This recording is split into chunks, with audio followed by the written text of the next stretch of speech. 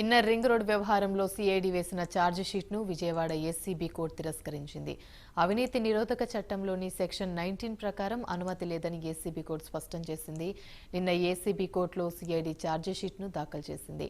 ఈ కేసులో టీడీపీ అధినేత చంద్రబాబు, మాజీ మంత్రి నారాయణ, లింగమనేని రమేష్, రాజశేఖర్, నారా లోకేష్ మరికొందరిని నిందితులుగా సిఐడి పేర్కొంది. ఈ కేసులో ఛార్జ్ షీట్ వేయాలంటే అవినీతి నిరోధక చట్టంలోని సెక్షన్ 19 ప్రకారం అనుమతి ఉండాలని పేర్కొంది. ఏసీబీ కోర్టు తిరస్కరించిన ఛార్జ్ షీట్ను కోర్టులోనే ఉంచిన సిఐడి అధికారులు.